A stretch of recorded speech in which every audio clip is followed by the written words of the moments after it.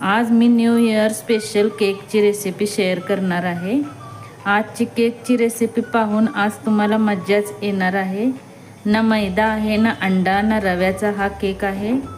इतका टेस्टी आणि हेल्दी, लहान मोठ्यांना सर्वांना आवडेल। मार्केटच्या केकपेक्षाही खूपच टेस्टी आहे। तर आजच करून पहा आणि व्हिडिओ स्किप न करता पूर्ण पहा। आवडल्यास लाईक, शेअर, सबस्क्राईब करायला विसरू नका।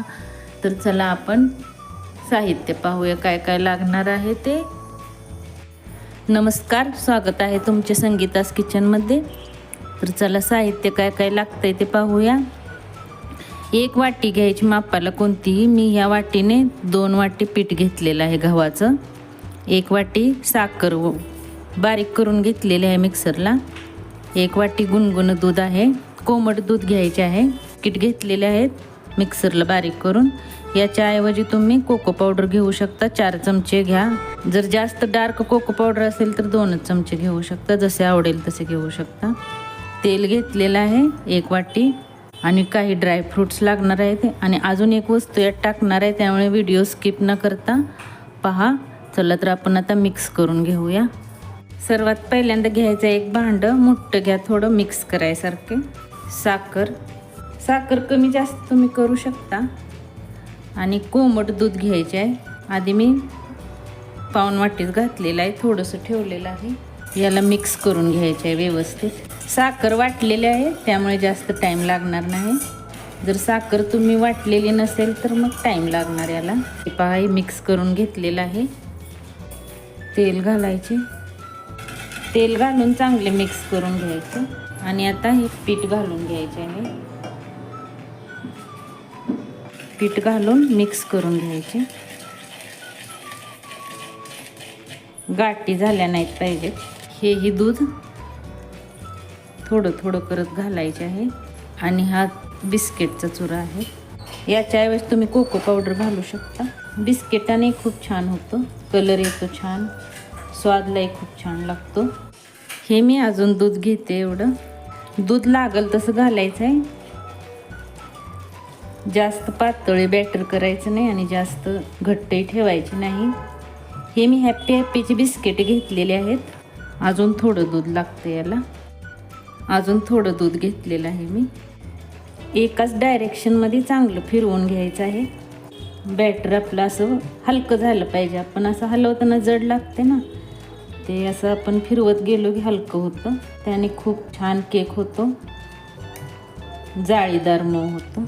तर याच्यात आता मी अजून एक वस्तू टाकणार आहे, ते म्हणजे मिल्क पावडर घेतलेली आहे, 4 चमचे आहे। खूप टेस्ट छान येतो याने। एकदा टाकून पहा। चांगले मिक्स करून फेटून घ्यायचे आहे। हे राहिलेले दूध मी घालते।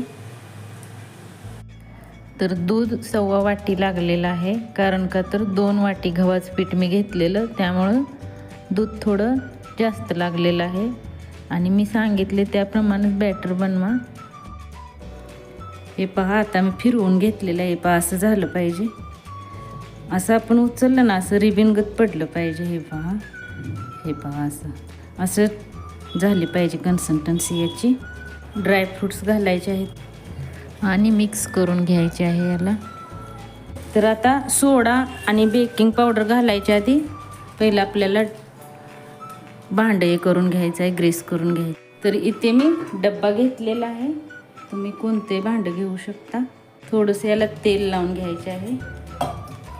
तेल लावून याच्यात तुम्ही पीठ घालूनही करू शकता केक बेक करण्यासाठी। मी ते पेपर घालणार आहे, यालाही थोडंसं तेलाने करायचं आहे।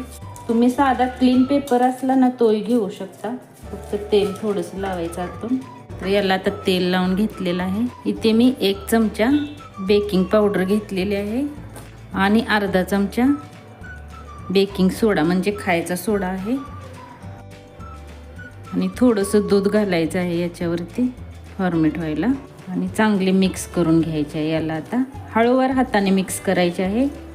बेकिंग पावडर आणि बेकिंग सोडा घातला की याच्यात तुम्ही इनोही घालू शकता। तर हे पहा, आता मी मिक्स करून घेतलेलं आहे।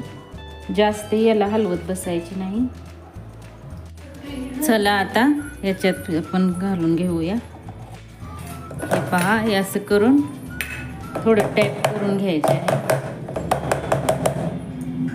वरून ड्रायफ्रूट्स घालायचे आहेत. याच्याऐवजी तुम्ही टूटी फ्रुटी टाकू शकता. टाकून पुन्हा एकदा हे करून घ्यायचे. मी आता याला मायक्रोवेव्हमध्ये बनवणार आहे 180 डिग्री सेल्सिअसवर, आणि 10 मिनटं फ्री हीट करायला ठेवायचं आधी आणि मग बनवायचं आहे. आणि जर कढईत बनवायचं असेल तर कढई 10 मिनटं आधीच फ्री हीट करायला ठेवा. स्टँड ठेवून ठेवायचं आहे आणि मग कढईत हे ठेवायचं आहे भांडं, आणि वरून झाकायचं आहे. 35 ते 40 मिनिट लागतात.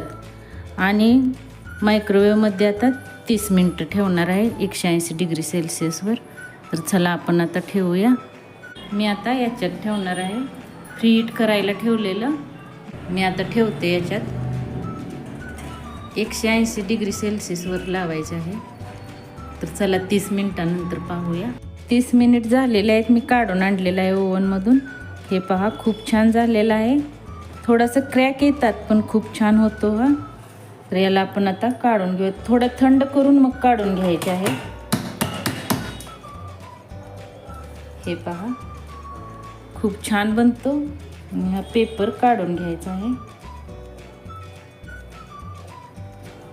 हे पहा, खूप छान बनलेला आहे.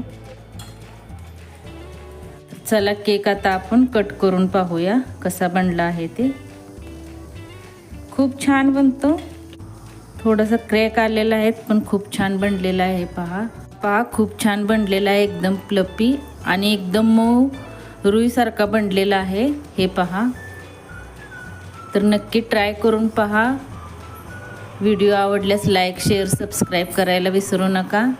तर चला भेटूया पुढल्या नवीन रेसिपीमध्ये. धन्यवाद.